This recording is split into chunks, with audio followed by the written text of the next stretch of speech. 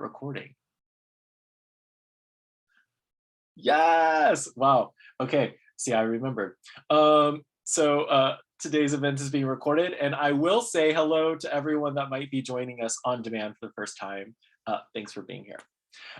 Please do keep your microphone on mute, and if you could just go ahead and turn your video camera off, we would appreciate it. It will help with everyone's viewing. And we do recommend viewing in gallery mode, not speaker, so you can change your viewing settings in the upper right-hand corner of your screen. Live captions are available, and you can turn them on by selecting the closed caption button at the bottom of your screen, if that would be helpful for you. And lastly, let's keep it polite. There will be no rude or racist speech allowed today, whether verbally or in the chat. It'll be both ways, yeah. So let's keep it polite. So the Share the Love campaign, a little bit more about it. It is running until April 13th. So we kicked it off last week on Wednesday, and like I said, we're raising $100,000, and we're really excited and so grateful to the incredible donors that have already stepped up to support what Intiman Theatre is doing. And as you all know, we are now the professional theater in residence at Seattle Central College. So it's been a really awesome partnership, and we're really just thrilled to be kind of like restarting the engine of production. We had The Mystery of Irma Vep back in February, and then 2 Mile Hollow opens at the end of this month. So let's actually look at our fundraising thermometer and see where we are towards our goal. Here we go. I'm going to share my screen. We're going to scroll over, and I'm going to just refresh to make sure nothing else has come in. And I see we're at $16,841, an incredible total. And we did have a $1,000 donation come in offline today. And I see Anonymous, our best friend, at $255.93. So we're about $1,250 towards our $5,000 goal. So at any point today, you can text on your phone, you can text Intiman to 44321, and you can make a donation, and your name will appear. We'll come back to the screen at the end of this program, or you can go to intiman.org/share-the-love, and you can make a tax-deductible donation that will be doubled during the program. Okay. My screen just went dark. This is what happens.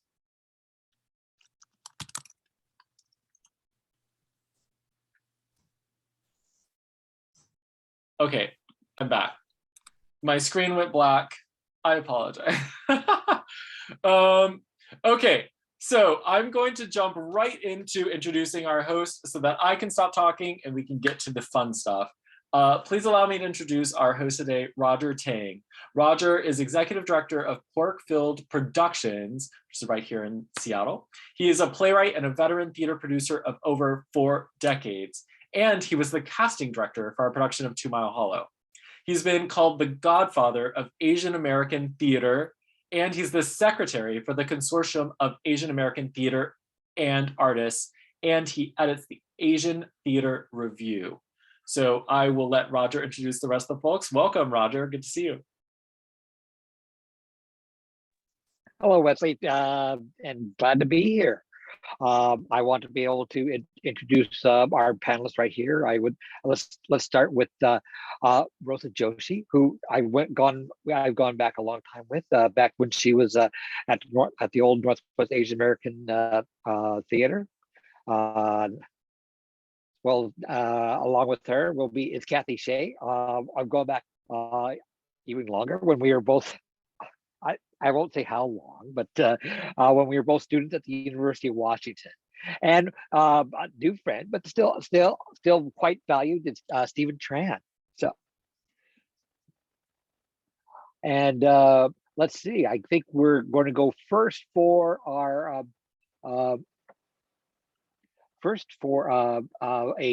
what I guess we call a sizzle wheel from Pork-Filled Productions. This is a 5-minute excerpt from our 24-hour AAPI Theater Festival, Resilience. And it showed, and then I think it's a perfect kickoff to what we're doing, because it showed the breadth of the talent available here in the Puget Sound.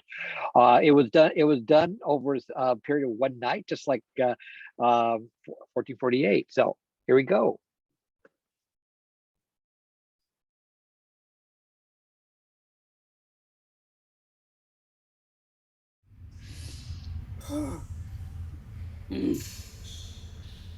Hey.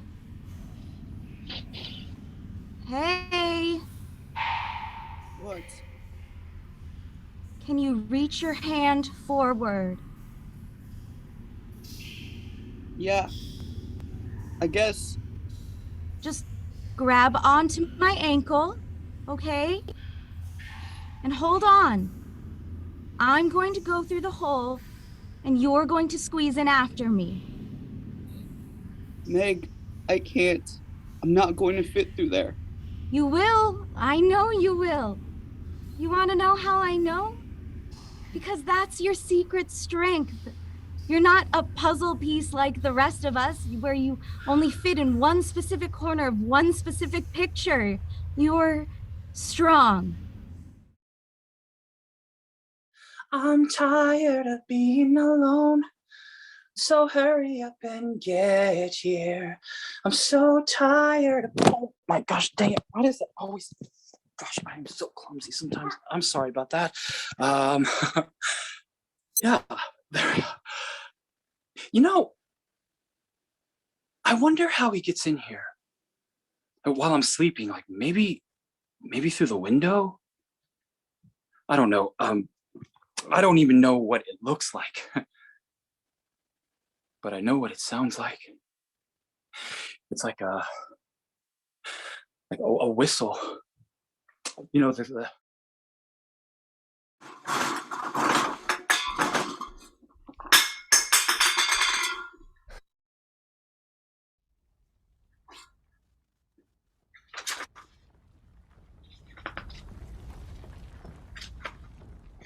Please, read. Your Majesty, as of 10 minutes ago, the Celestial Inventory records that the Southern Supercluster was lost! Lost? What do you mean lost? Lost! Along with the Leo and Virgo superclusters! But those are right next door to the palace. Why didn't you see that? The universe is vast. One must always keep an eye on the bigger picture. What if I told you I wanted to be with you forever? I'd say, are you really sure about that? Forever is a long time. Don't say you're ready to jump at this just yet, Mr. Chow. I want you to think about it carefully. It's less time, but I worry that this form of incarceration may be more taxing on you than traditional forms mentally. How can it be the case? I won't be getting into fights in the prison yard all the time, right? It's all virtual. It's relative time. Sure, it'll only be 5 years, but with their methods, I wouldn't recommend it. Speaking of things that we can't cross, the 210 is going to be a mess right now. It'll take even longer if we do surface streets. Probably not even going to rain that long anyway. I'll take this on-ramp, cut over to 134, then the 5, and exit at Los Feliz. No, don't take the 5. Take the 101 and exit at Fairfax. Do you know my feelings about the 101? Ah, shit. It's pouring. I'm taking the 101.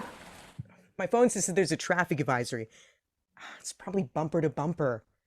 How about we take the 10?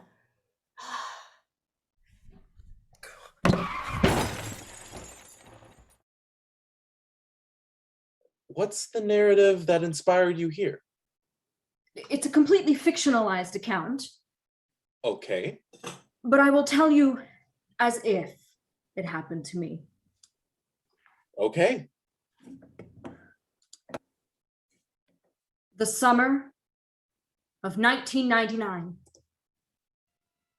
I am third billed in a film about girl power, women's rights, but more like women's right to fight with their own heels, swing around their hair like a whip, knocking down their foes, feeling powerful while showing their navel. Sexuality as a weapon, woman as a weapon. I am third billed.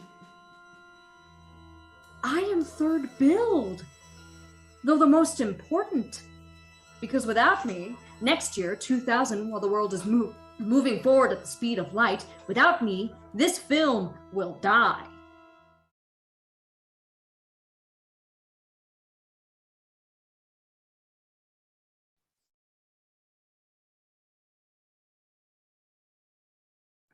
Yes, and that was a sampler from Resilience, our 24-hour play festival. I'm going to dump in the chat. The entire festival is available online, and you can watch it. Watch it over there.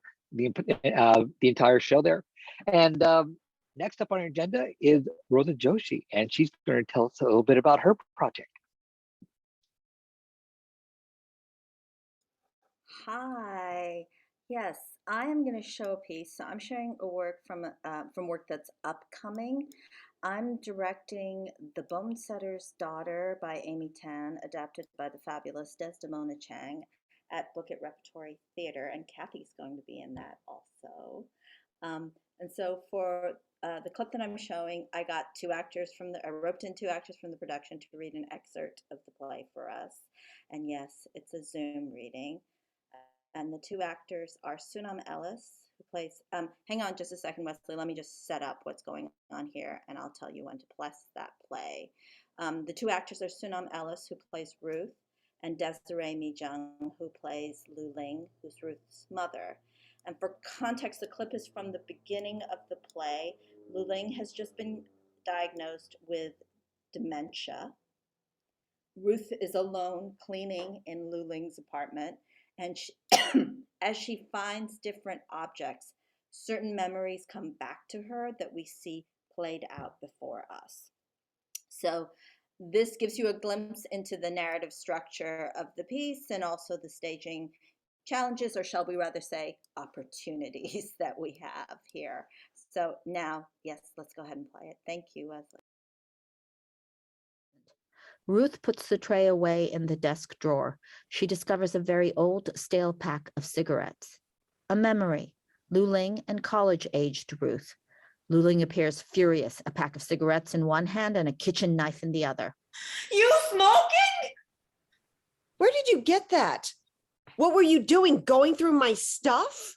Why are you smoking? I'm an American. I have a right to privacy, to pursue my own happiness, not yours. Oh, no, right. All wrong. Leave me alone. You can't tell me what to do anymore. Lu Ling brandishes the kitchen knife wildly. Why I have daughter like you? Huh? Why I live? You want I die? I should go kill myself right now.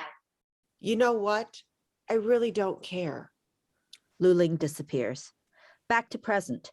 Ruth pulls more random things from behind various hiding places. She lifts a cushion from a large easy chair. Underneath is a wooden board which covers a space that had been carved out inside. Huh. She removes the board, reaches in and pulls out a package wrapped in a brown grocery bag and tied with a red ribbon. Inside is a stack of paper, all written on in Chinese. At the top of certain sheets is a large character done in stylish, brushed-drawn calligraphy. Lu Ling appears. Just some old things about my family. A memory. Lu Ling and Ruth a few years ago. My story. Begin little girl time. I write for myself, but maybe you translate and read. Then you see how I grow up, come to this country. Oh, okay, Mom, thanks. Lu Ling points to the first sentence on the first page. Projection of Chinese characters. This means things. Projection, Chinese character. This means I. Projection, Chinese characters. This means truth. These things, I These are the things I know are true. Your Chinese terrible. You're not studying hard enough.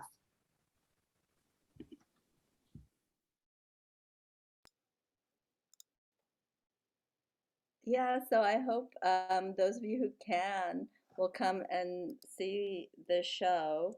It's a brand new play. That's what Book It does also. And I just put a thing in the chat about it also.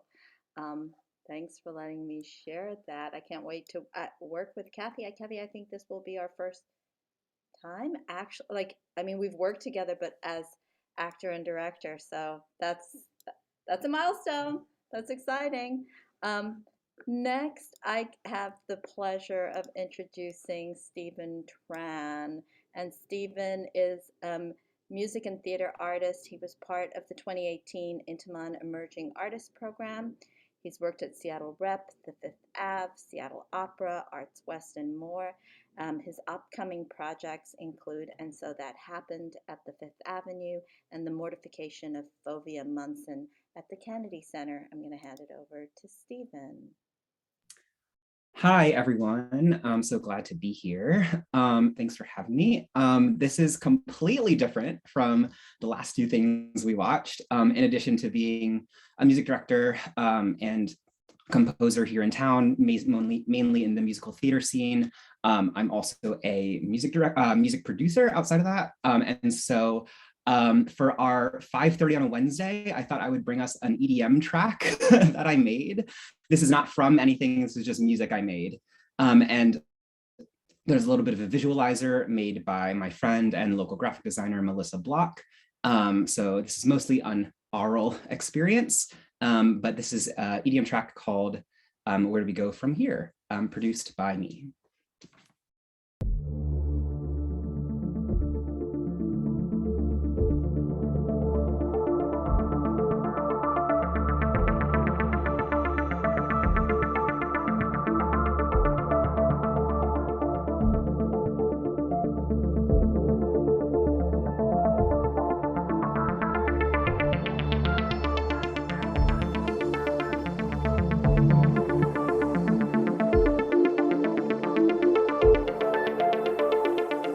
Where do we go from here?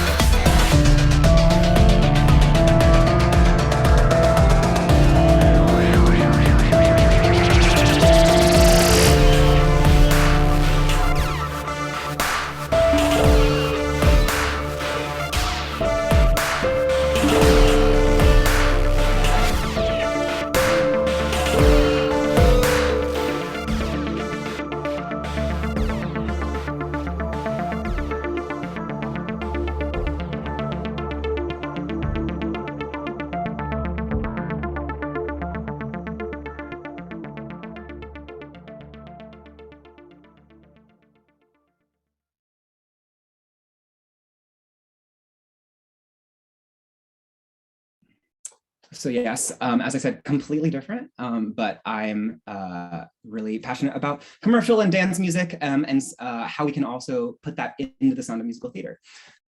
So next, I have the great honor of introducing Kathy Hsieh. Kathy is a co-executive producer with Cis Productions, the racial equity in grant making strategist with the Seattle Office of Arts and Culture. And she's also an award-winning actor, writer, and director who works to create greater visibility and equity for theater artists, especially those from communities who are less represented in the field. Next up, Kathy can be seen in Sound Theater's Gaslight project, Angel Street.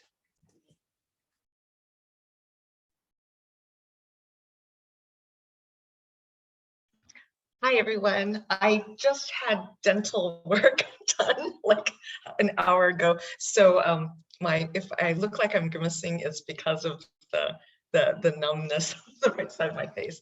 But the little piece that I'll be sharing is this last year I had the great, the last 2 years, I've been doing a lot of Zoom theater and radio dramas and a lot of different things in different formats that people are experimenting with. But the one thing that I actually got to do the closest to feeling like I was performing again was from Matcha Theater Works. They invited 17 women, many of us women of color, and I was one of the ones to be invited to basically develop a 17-minute play that was autobiographical. It had to be how I got here. That was a theme. And so this is just a little snippet from that piece that I did. We didn't do it in front of an audience, but we live streamed it.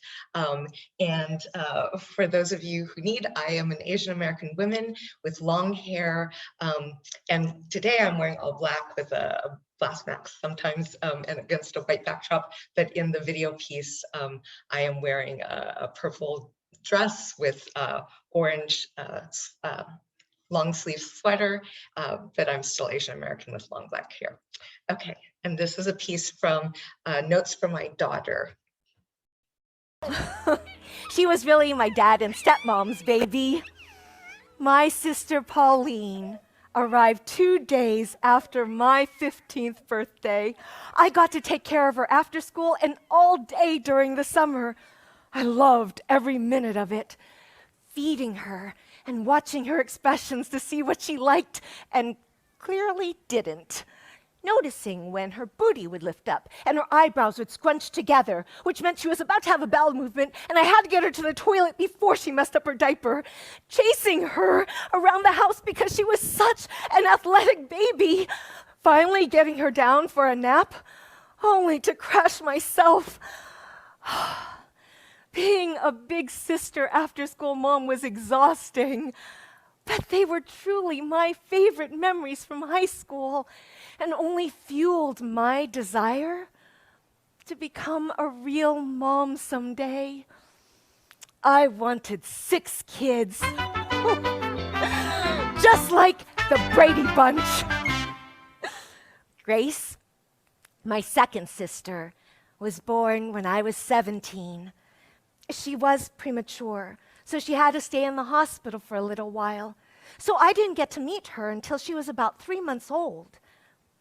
I went over to my dad's place to babysit, and the first time that I picked her up, her eyes never left mine. She had such big, round eyes. Long, slender, almost translucent fingers. I pictured her playing the piano with those fingers. Each new baby is such a miraculous wonder. Less than 2 weeks later, I got a brief message from my dad that Grace had died in her sleep. Sudden infant death syndrome. I had to look up what that meant, and all I could find was that's what they call it when there's no explanation for the death of a baby. I didn't understand. How could she be here one day and then gone the next? No one in my family ever mentioned her again. I didn't know how to process this. I'm a verbal processor and I needed to process it. As Asian Americans, there's something about the way we're viewed that somehow, because we're the model minority, we don't have problems. And when we do say something, we're told, you're being too sensitive, or you shouldn't take things so seriously, or that our problems don't matter. And so we end up keeping so much to ourselves of not saying anything. And maybe that's the problem, the keeping private the very things that make us human. It was the possibility of you that got me through that incredibly dark time. Then a blessing came in the form of my sister Eileen, who was born a year later. But by then, my stepmom's parents had moved to America to help her with my sisters. So I still had a huge hole in my life. I really wanted kids. There was just one problem. I didn't ever think I'd get married. I am really socially awkward. I used to run and hide whenever I saw someone I liked. So, my plan? Mission? Find a sperm donor. Luckily, a coworker intervened and gave me a pet guinea pig instead. He was adorable. Then someone else gave me 3 finches, and around that time, I was doing a lot of work with a local playwright, and this playwright had a friend named Rick, who was always hanging around. So between my guinea pig, finches, and Rick, it definitely felt like I had started on that big family I always wanted. After years of just hanging out as friends, your dad and I got married.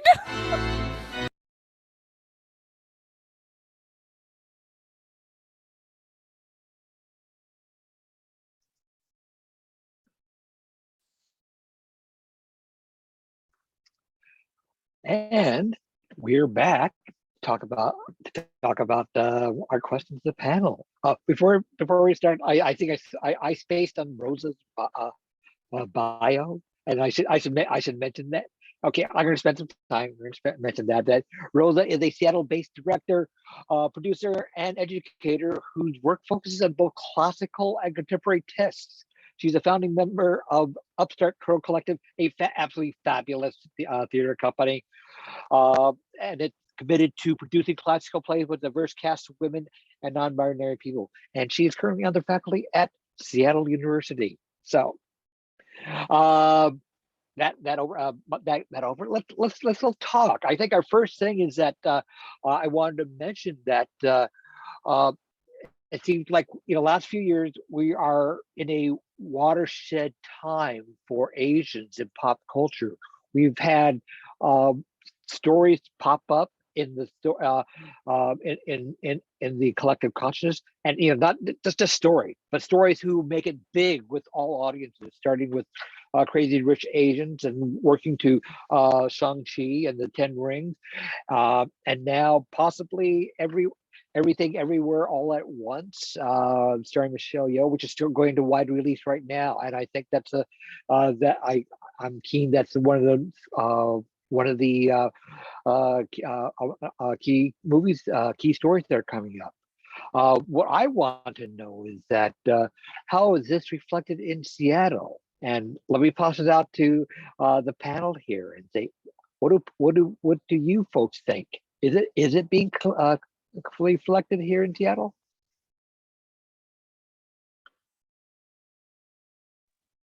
Yes, definitely. In the sense that, over like my lifetime in Seattle, which is pretty much my whole life, there's the only people who often did Asian American plays, or things that featured Asian Americans and Pacific Islanders were Asian American theater companies.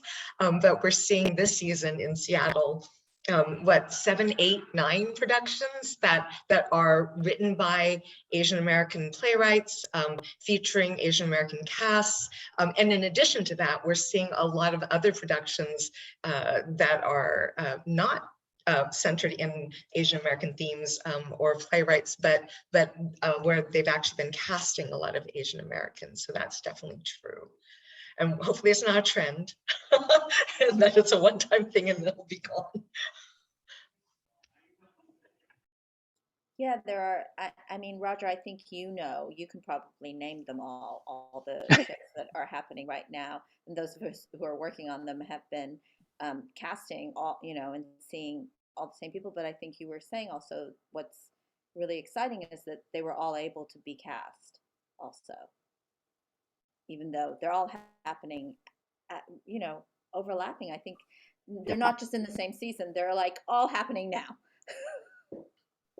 Yeah, 9 shows within the span of 3 months, and some of them have very large casts, and they're not all the same people, and we're able to tap the casting pool. The casting pool talent, the talent pool is very deep here in Seattle.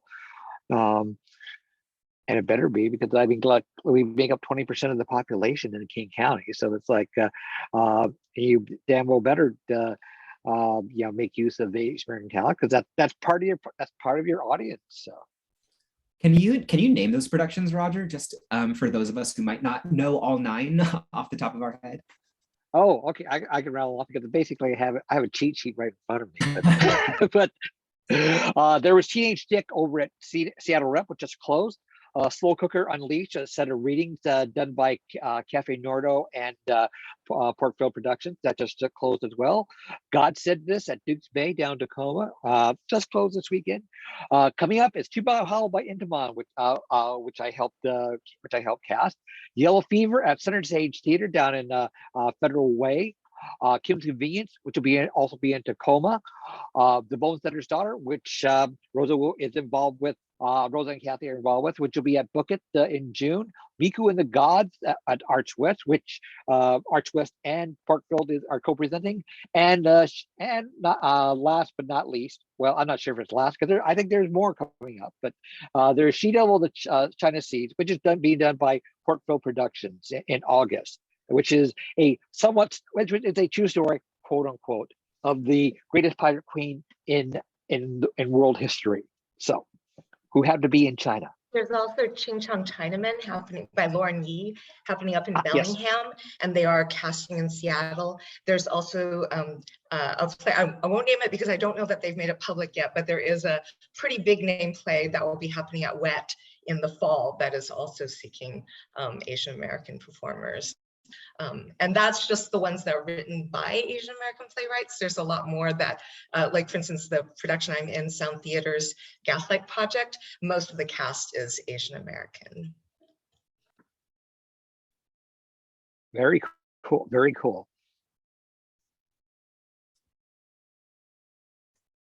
So with all this splurge, I mean, after coming out of the pandemic, do folks think we can sustain it? And if so, how? I know it's easier for people like me, because who run our own shops. We do our stuff. We can actually put we make plans and say, my God, we're gonna put Asian American people on stage. But how can it be done on a wider basis and just not rely on ourselves anymore? Rosa, I cut you off there, but yeah, go ahead. I was just saying I hope so, because I hope, you just said 20% of the population here is Asian American. And so I think that the I don't want to use the word challenge, but the what we need to do, is how do we become part of the permanent fabric of making art in the Northwest and in Seattle, so that let's hope that it's a watershed moment, but that it's not just a fluke, or it's not just going to pass, that now that we've seen how many artists of significant ability and rising ability are here, that these people will be seen as part of the community that's wider than, also, as Kathy is saying, not only work that is specifically Asian American, but work in general here.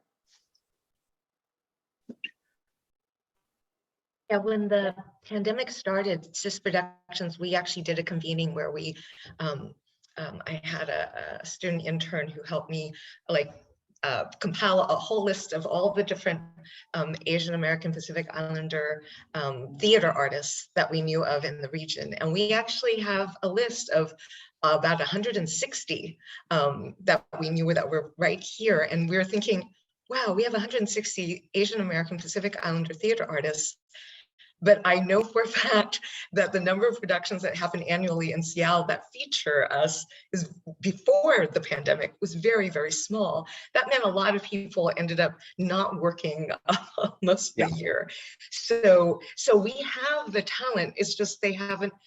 We haven't had as much of the opportunities or experience. So right now, the reason why we were able to actually have so many different productions and actually get them cast, it was a struggle for some, right? It was stretching the pool really thin, but we need more work in order to keep them here. A lot of the best people often move out of the region because there's not enough sustainable work. So if we want to keep that talent here, and I'm seeing more and more theater companies in general really, truly diversifying in the last few years, in order to have the talent that we all need, we need to keep up with those opportunities and that kind of diversity, not only for Asian Americans and Pacific Islanders, but for Black theater artists, for Latinx theater artists, for Indigenous theater artists, MENA artists, etc.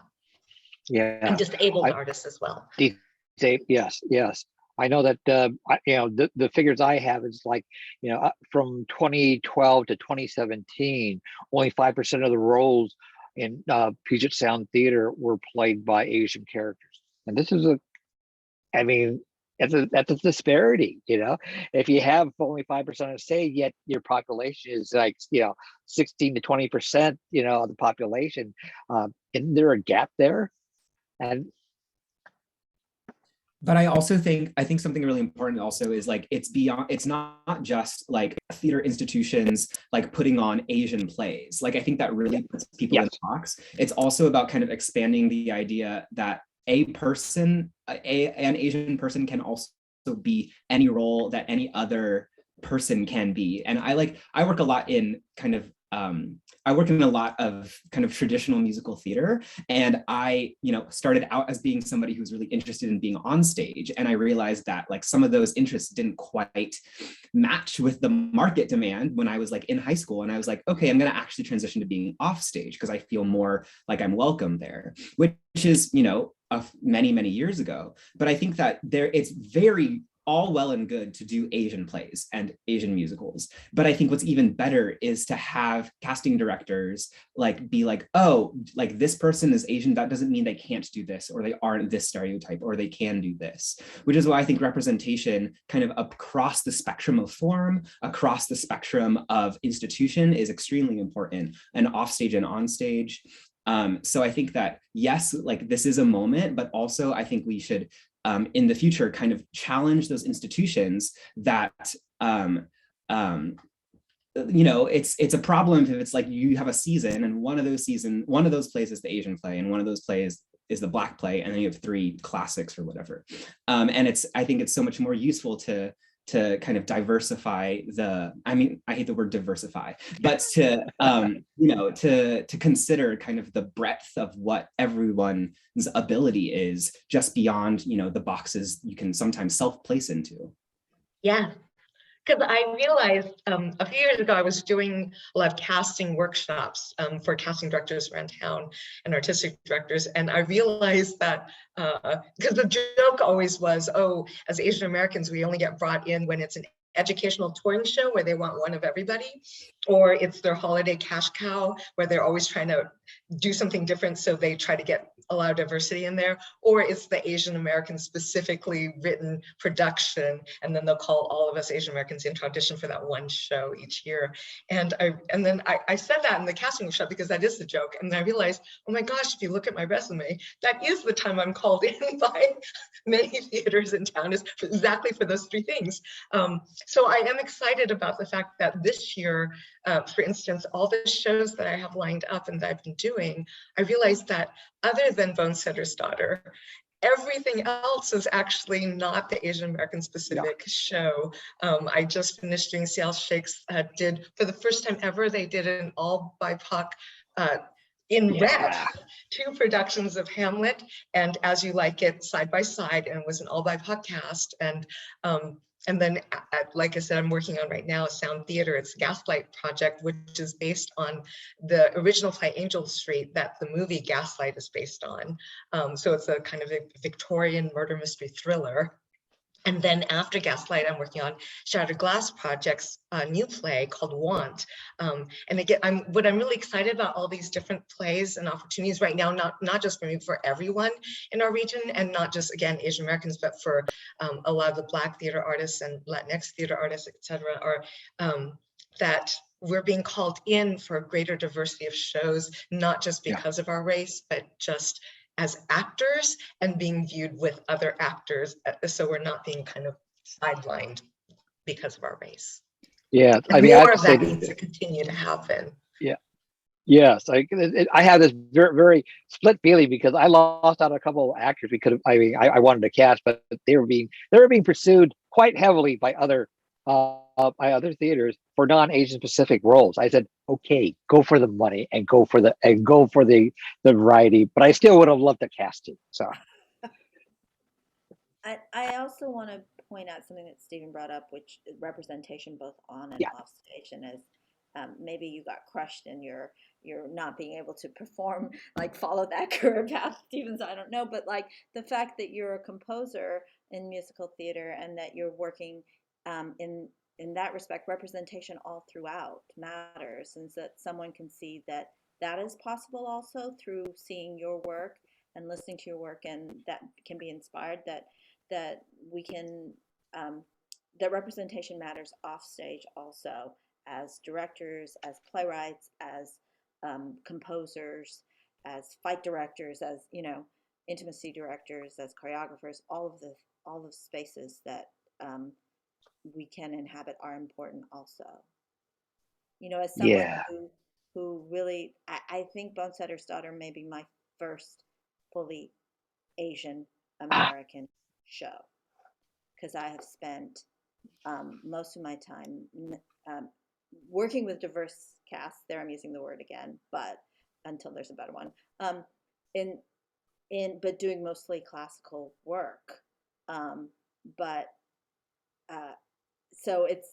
I started in Seattle at Northwest Asian American Theater, right? So it feels, for me, it's an incredibly rich and fulfilling coming round back to that. But I think I've been fortunate in not being only seen as someone who does only Asian American work. I've been lucky, but it also means that I haven't had the opportunity to do it all. And like, how does it become?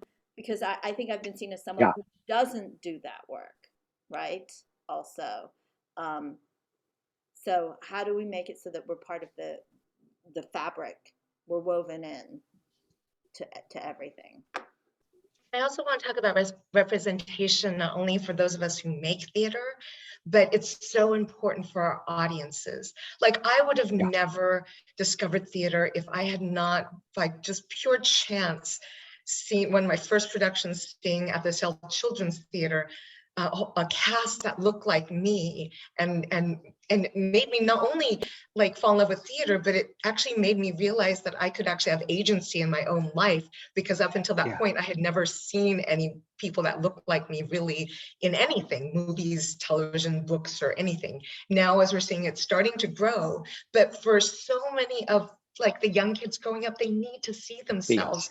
And so that's why representation, that's why seeing our faces, that's why people in decision-making roles, and having a wider representation across all of that is so vital. It's because we need that for all the audiences who come. And also, to be honest, in terms of going back to that other question about sustainability, how do we keep this going? The reality is that for live theater companies, there's a lot of untapped audience where people might not have found relevance in companies because they never saw themselves or their stories reflected. And so in order to tap into the audience, theaters have to be willing to take that risk and start showing that representation. And it'll take time to build that audience more, but there is a lot of untapped audience, especially in Seattle, where, as Roger, as we all know, like 18% of our population is Asian American Pacific Islander. And so you're missing out on that potential audience without having that representation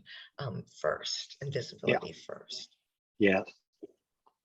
That sounds like a great place to stop and wrap up. So, Wesley?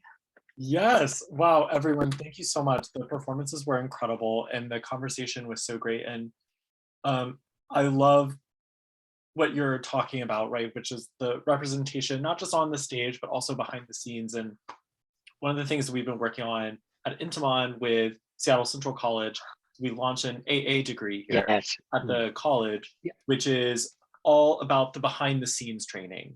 And it's providing that accessible pathway for students of all colors and backgrounds to really learn those skills. It's 2 years and it's only $10,000 and it can actually be free through the Seattle Promise. So we're really excited. We have a cohort going through the program right now and applications are open for the second cohort, which will start in the fall. That's a really exciting, just creating that pipeline for new talent, fresh talent, and also for our Starfish students to move forward from that high school program into a college program and not graduate with, tons and tons of debt, which is a huge barrier. So, well, everyone, thank you all so much for being here. If you like the conversation today, please do make a donation. I'm going to drop the link in the chat. And like I said, there is a $5,000 match today only. So it's a wonderful time to give a gift and to support the work that Intiman is doing. And obviously that ripples out through the community. So we're super honored to have everyone here. Next week, on Wednesday, we're going to have a conversation with the playwright of 2 Mile Hollow. She's going to be in conversation with Desmona Chang, who's going to be hosting. And then on Saturday, April 13th, we're going to have an in-person campaign, rap party, and variety show at Broadway Performance Hall from 7 to 9. There's going to be a hosted reception. And I do mean hosted. That's going to be really fun. So drinks and a DJ. And then we're going to have a seated variety show featuring incredible AAPI talent, hosted by Alexa Manila. There's going to be Nabila Ahmed. The drag queen Rowan Ruthless is going to perform. It's going to be so much fun. Lots of incredible folks. So tickets are free, and you're automatically registered if you make a donation in any amount. I'm going to put the link to next week's virtual conversation in the chat, so you can find that there. Learn more about the campaign, spread the word. There's so many different ways to be involved, whether you showed up today, you make a social media post, you give $10, whatever it is, there's so many ways that you can be involved. And Intiman is very grateful for all of you, whether you're watching live or on demand. Thank you so much. And thanks again to our panelists, and everyone have a wonderful evening.